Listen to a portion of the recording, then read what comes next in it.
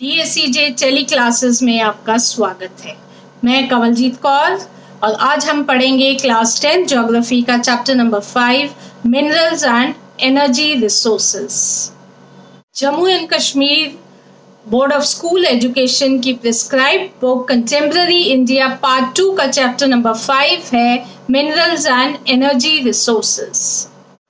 इस लेसन को पढ़ने के बाद you will be able to explain the energy resources and their classification, explain the various types of conventional and non-conventional sources of energy, think why solar energy has a bright future in India, and you would be able to give reasons for the need to conserve mineral resources. Minerals and energy resources chapter में minerals तो हमने पढ़ लिए, अब हम पढ़ेंगे energy resources के बारे में। Now what is the necessity of energy? Energy की हमें ज़रूरत क्यों पड़ती है? आज के टाइम में हमें हर काम के लिए एनर्जी की ज़रूरत होती है। अब आप सोचे होंगे कैसे? अभी आप ये प्रोग्राम देख रहे हैं तो अगर इलेक्ट्रिसिटी नहीं है तो आप टीवी, लैपटॉप या मोबाइल नहीं चला सकते हैं। इसलिए electricity is a form of energy. घर में अगर गैस सिलेंडर खाली है तो आप खाना नहीं बना सकते। तो energy is required in the form of electricity, fuel और भी बहुत चीज़ों में हमारी एनर्जी की ज़रूरत होती है। हमारी हर रिक्वायरमेंट को फुलफिल करते हैं energy resources. Therefore, energy resources are a matter of concern. Energy resources are classified into conventional sources and non-conventional sources. Conventional sources of energy वो होते हैं जो ordinary sources होते हैं, मतलब जो traditional ways को follow करते हैं, जो पुराने समय से ये रिसोर्सेज चलते आ रहे हैं। जैसे फायरवुड, आग, लकड़ी से आग जलाते हैं, या कैटल डंग के वो केक बनाते हैं, कोल, पेट्रोलियम, ये चीज़ें जो है कन्वेंशनल सोर्सेज ऑफ एनर्जी हैं।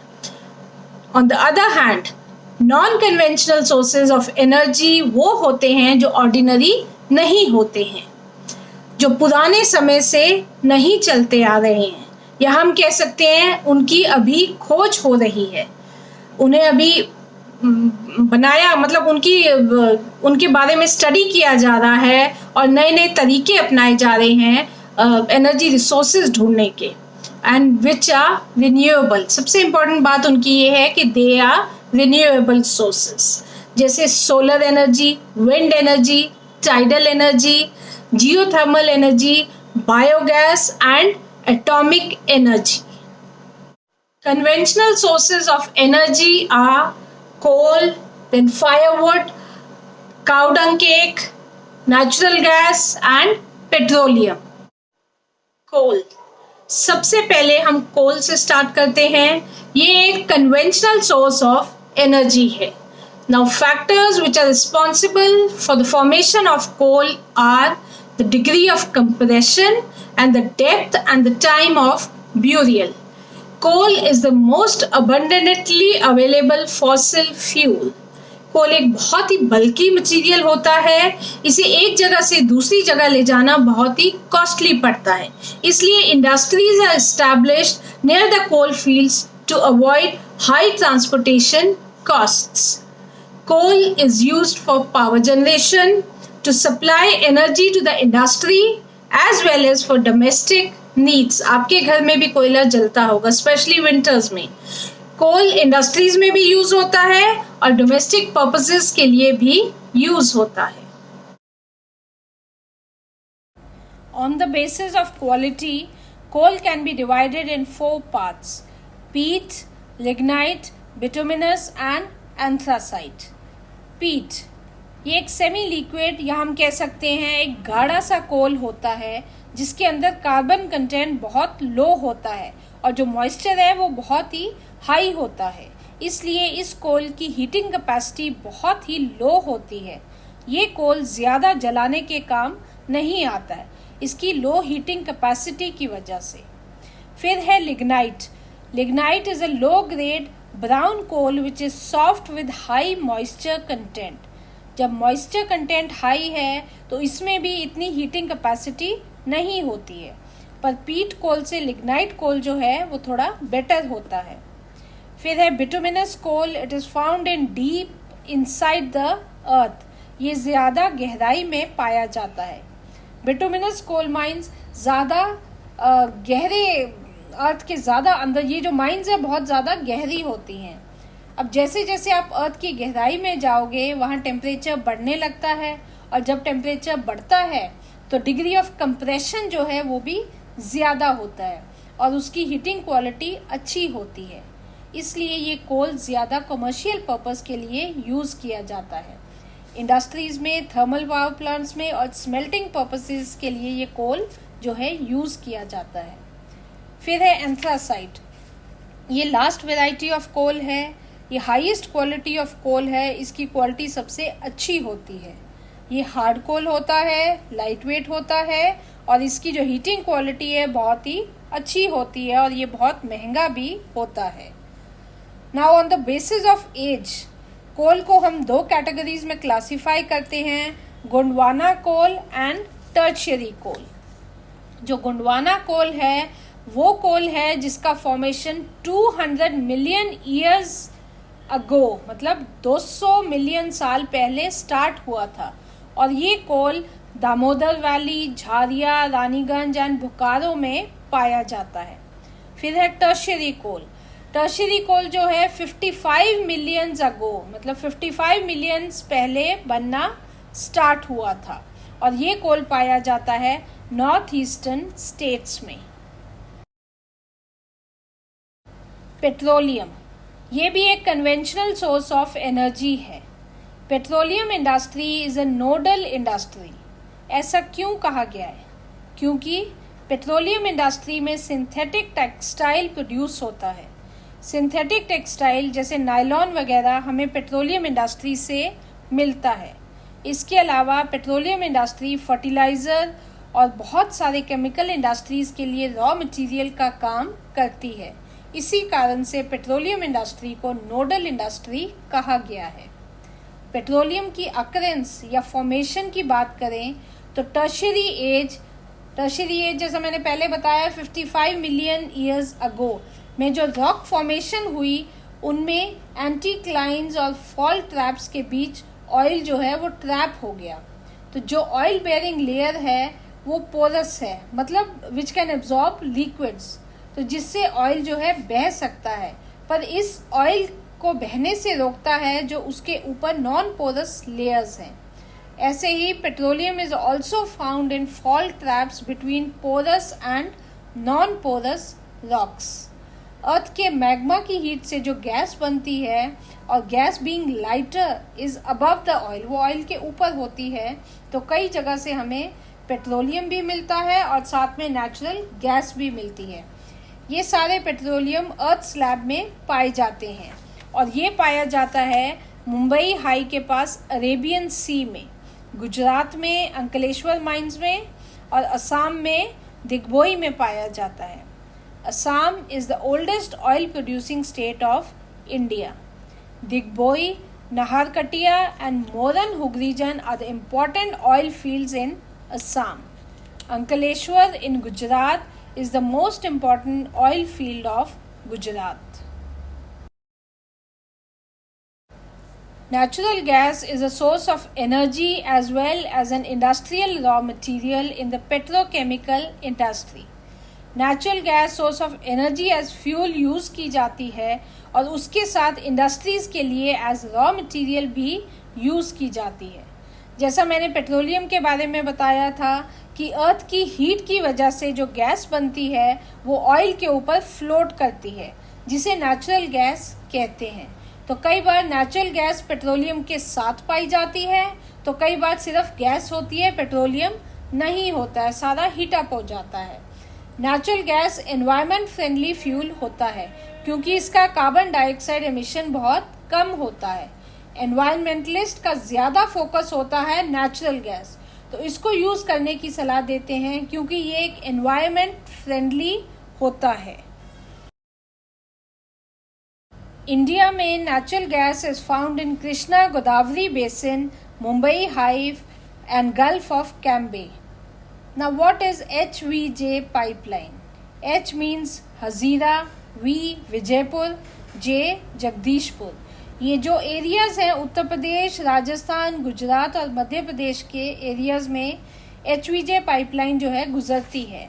ये पाइपलाइन मेजर केमिकल और फर्टिलाइजर इंडस्ट्रीज जहाँ हैं वहाँ से गुजरती है और उन्हें नेचुरल गैस प्रोवाइड करती है. HVJ पाइपलाइन की इतनी ज़्यादा इम्पोर्टेंस है कि इसे artery to Indian gas production भी कहा जाता है. अब power and fertilizer industries are the key users of natural gas. और इसके बाद एक और बात मैं बता दूं कि CNG कंप्रेस्ड नेचुरल गैस का आजकल व्हीकल्स में यूज़ होने लगा है और वो लिक्विड फ्यूल्स जैसे कि पेट्रोल या डीजल को रिप्लेस कर रहा है. CNG जो है इकोनॉमिकली वायबल है और एनवायरनमेंट फ्रेंडली भी है. Electricity. Talking about electricity as a conventional source of energy. Electricity की क्या इम्पोर्टेंस है आपकी और हमारी लाइफ में. इलेक्ट्रिसिटी है तभी तो आप ये वीडियो देख पा रहे हैं, आप मुझे सुन पा रहे हैं, इसलिए अब आपको इलेक्ट्रिसिटी की इम्पोर्टेंस तो समझ आ गई होगी. वर्ल्ड वाइड इलेक्ट्रिसिटी की इतनी ज़्यादा इम्पोर्टेंस है कि per capita consumption of electricity is considered as an index of development. मतलब जिस कंट्री में इलेक्ट्रिसिटी का जितना ज़्यादा कंजम्पशन होगा वो कंट्री उतनी ज़्यादा डेवलप्ड मानी जाती है. Electricity is mainly generated in two ways, hydroelectricity and thermal electricity. Hydroelectricity वो इलेक्ट्रिसिटी है जो पानी से जनरेट होती है, तो हम कह सकते हैं it is produced by running water which drives hydro turbines to generate hydroelectricity. Hydroelectricity एक renewable resource of energy है. हाइड्रो इलेक्ट्रिसिटी बनाई जाती है कई मल्टीपर्पस रिवर प्रोजेक्ट से, जैसे कि Bhakra Nangal dam, Damodar valley corporation, और ये कुछ प्रोमिनेंट मल्टीपर्पस रिवर प्रोजेक्ट्स हैं जो जिनके बारे में आपने 3rd चैप्टर में भी पढ़ा है, वाटर रिसोर्सेज वाले चैप्टर में. Now thermal electricity is produced by burning coal, petroleum and natural gas. Thermal power plants में कोल, पेट्रोलियम और नेचुरल गैस को जलाया जाता है जिससे हीट प्रोड्यूस होती है और उस हीट से इलेक्ट्रिसिटी जनरेट होती है. इसमें non renewable fossil fuels use किए जाते हैं. मतलब एक बार हमने कोल जला दिया तो वो वापस तो आएगा नहीं, उसे हम दोबारा यूज़ नहीं कर सकते. जबकि हाइड्रो इलेक्ट्रिसिटी बनाने के लिए जो पानी यूज़ किया जाता है उसे दोबारा यूज किया जा सकता है.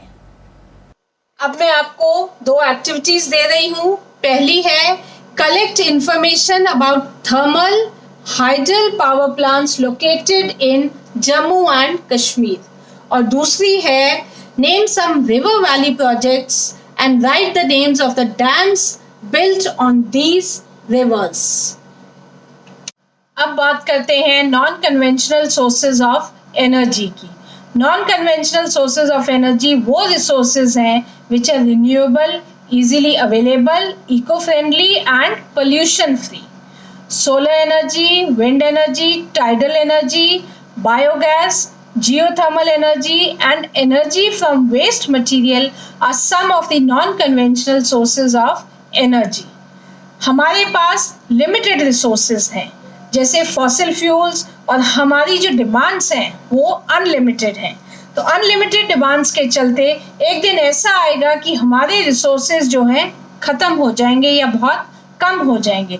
There will be depletion of resources.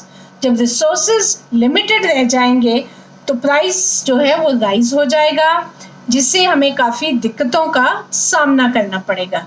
जब ये सिचुएशन आएगी तो फ्यूचर में अनसर्टेनिटी हो जाएगी कि हमारे पास कौन सा रिसोर्स है और कौन सा नहीं.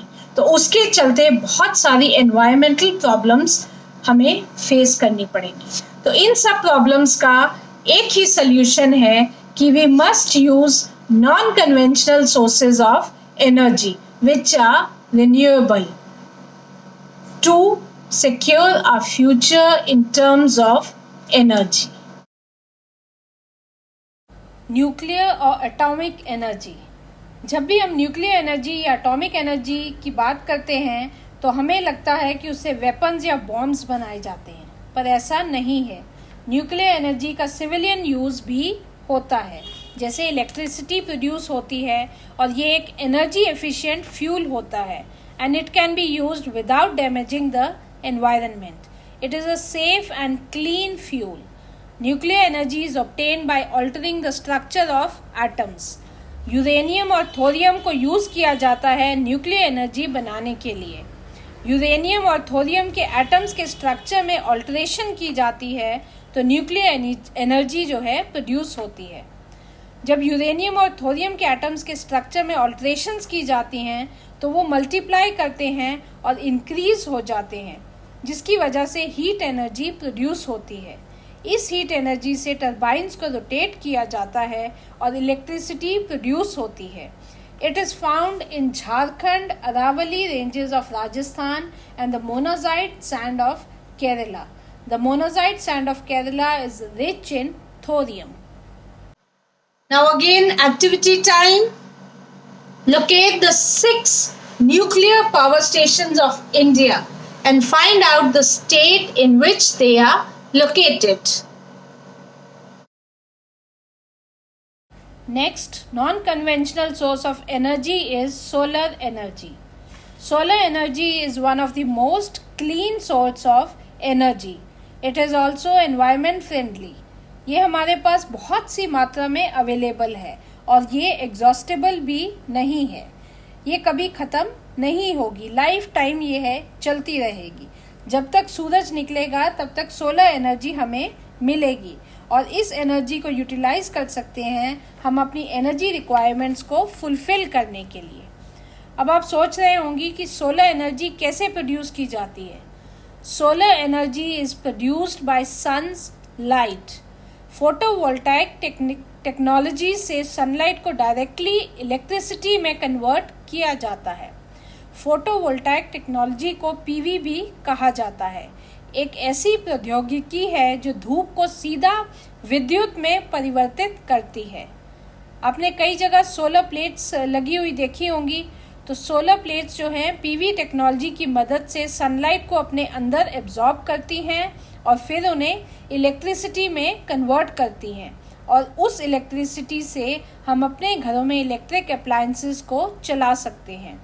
The largest solar plant of India is located at Madhopur near Bhuj, जहाँ जो इलेक्ट्रिसिटी प्रोड्यूस की जाती है that is used for sterilizing milk cans. Solar technology is bringing relief for rural households. गांव के लोगों को सोलर एनर्जी से बहुत रिलीफ मिला है। पहले उन्हें अपनी डोमेस्टिक एनर्जी रिक्वायरमेंट्स को फुलफिल करने के लिए फायरवुड या काउडंग केक्स की ज़रूरत होती थी, जो कि कन्वेंशनल सोर्स ऑफ एनर्जी है।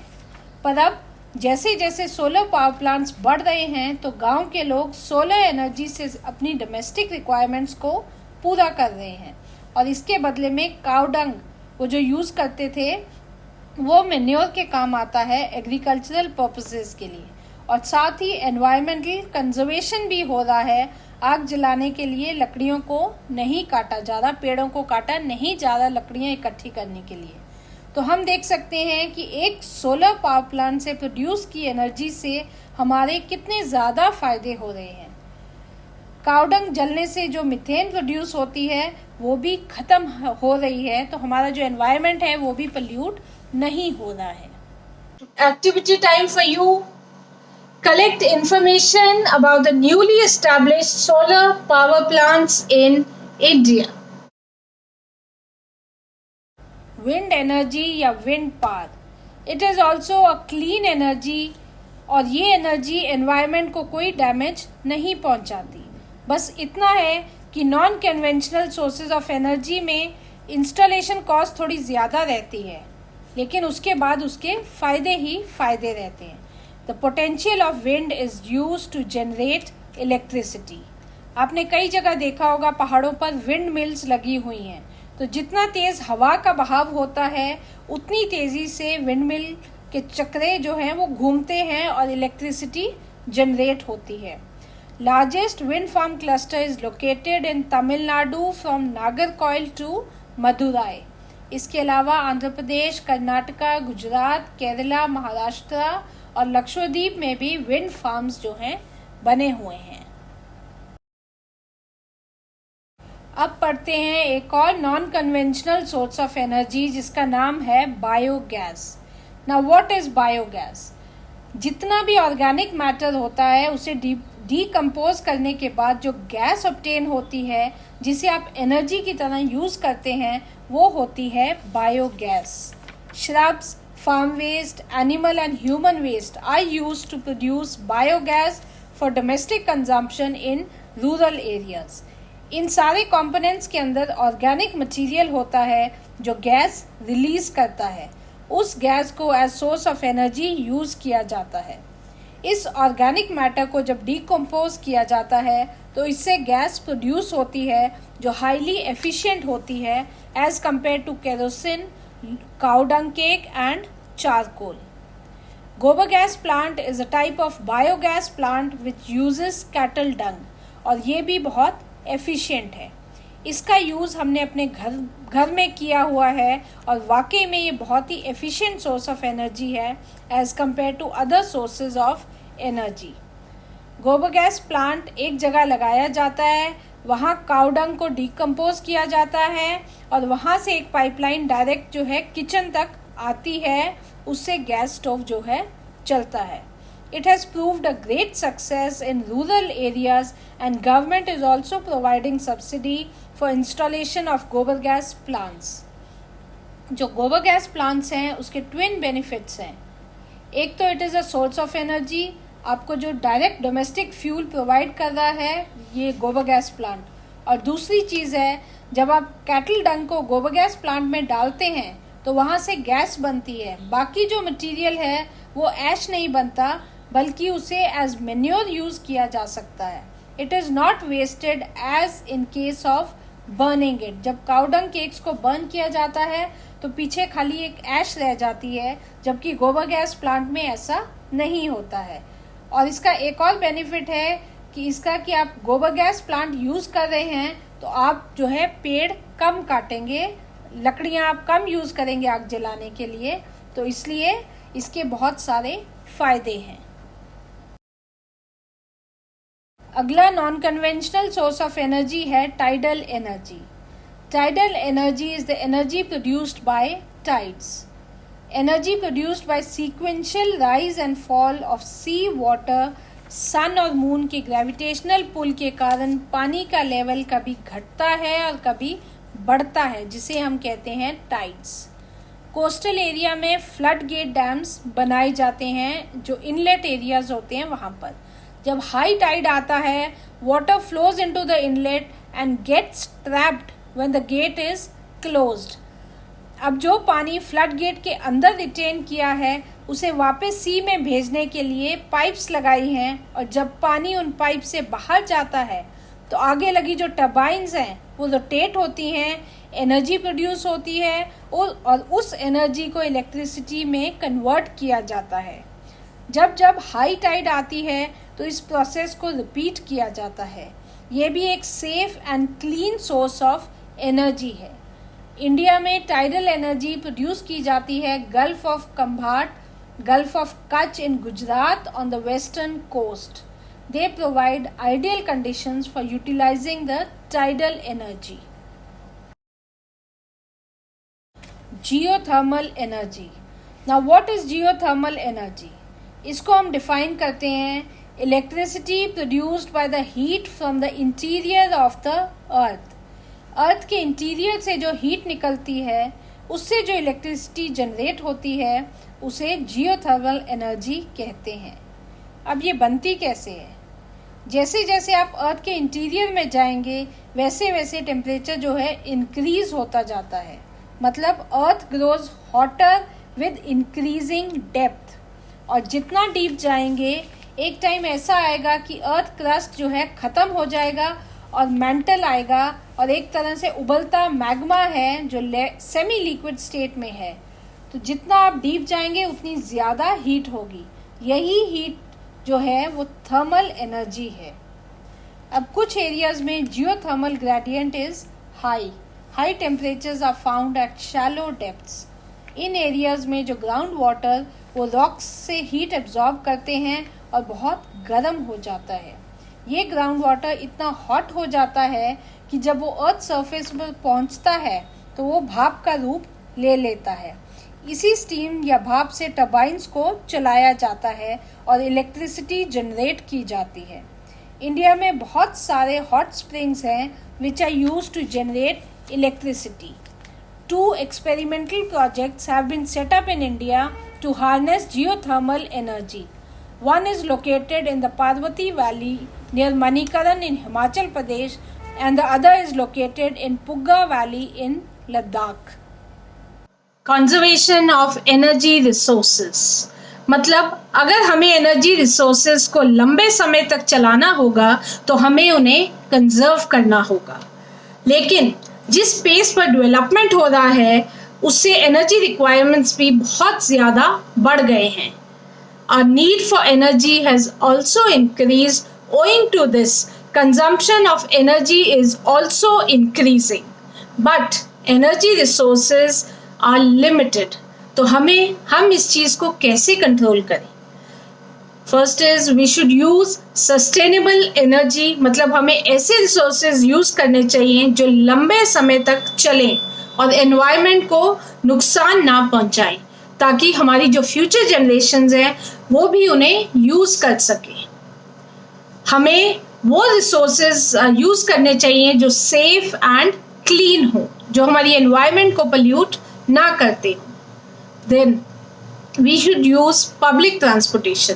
हमें कोशिश करनी चाहिए कि ऑफिस या किसी काम से जब हम जा रहे हैं तो मैक्सिमम टाइम्स हम पब्लिक ट्रांसपोर्ट यूज करें या हम साइकिल या वॉकिंग प्रेफर करें अगर हमारा ऑफिस पास है। इसके अलावा कार पूलिंग भी एक ऑप्शन है कि अगर ऑफिस में 4-5 लोग अपनी अपनी कार लेके जाएंगे तो कितना ज़्यादा पेट्रोल वेस्ट होगा, लेकिन अगर वो 4-5 लोग एक ही कार में जाएंगे तो 4 गाड़ियों का पेट्रोल जो है बच जाएगा। तो इससे हमारे एनवायरनमेंट को भी कितना कम नुकसान होगा, एनवायरनमेंट पोल्यूशन कम होगा। तो हमारा हर इंसान का, कहते हैं ना बूंद बूंद से सागर भरता है, ऐसे ही हर इंसान अगर छोटा छोटा एफर्ट डाले तो उससे हमारे एनवायरनमेंट को बहुत कम नुकसान होगा। कई बार हम सोचते हैं मेरे अकेले करने से क्या होगा, पर ऐसा नहीं है। हर इंसान अपना छोटा छोटा हिस्सा डालता जाएगा तो उससे जैसे बूंद बूंद से सागर भरता है वैसे ही सबके छोटे छोटे स्मॉल एफर्ट से ही हमारा जो एनवायरनमेंट है वो पोल्यूट होने से बचेगा। फिर उसके बाद बच्चों आपके लिए बहुत ज़रूरी है कि switch off electricity when not in use.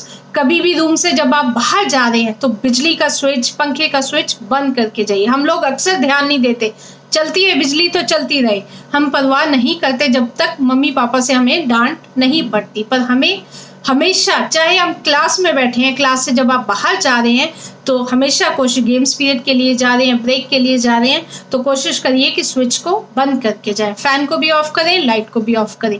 और सेम चीज़ आप घर में भी करें। किसी दूसरे के रूम में भी लाइट फालतू चल रही है तो हम उसको भी बंद करें। फिर उसके बाद हमें पावर सेविंग इक्विपमेंट्स यूज़ करने चाहिए, जैसे एलईडी बल्ब्स हो गए, एलईडी लाइट्स हो गई। ये आपने अपने घर में भी अपने पेरेंट्स को भी बताना है कि एलईडी लाइट्स का ही हम यूज़ करें। फिर उसके बाद using non conventional sources of energy like solar energy, biogas, wind energy वगैरह।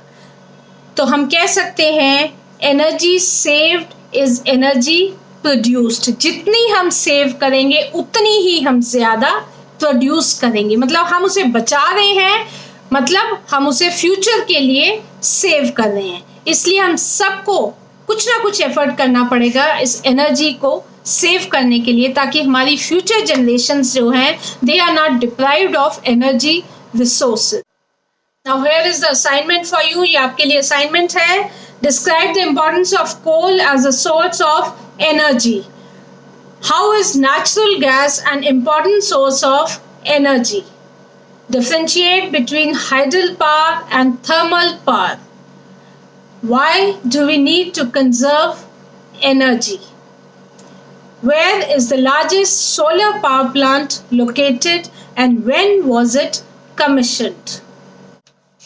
इसके साथ ही हमारा ये lesson minerals and energy resources जो कि क्लास 10 ज्योग्राफी का चैप्टर नंबर 5 था वो कंप्लीट हो गया है। मुझे पूरी उम्मीद है कि आपको ये लेसन अच्छे से समझ आया होगा। आप कोशिश करिए कि असाइनमेंट्स ज़रूर करिए। जितनी भी एक्टिविटीज़ दी हैं, चाहे फर्स्ट वीडियो में मैंने दी हैं, चाहे इस वीडियो में दी हैं, आप उन सारी एक्टिविटीज़ को करिए, असाइनमेंट्स को करिए, तो मुझे लगता है आपको ये लेसन अच्छे से समझ आ गया होगा। All the best, students. Stay home, stay safe. Thank you so much.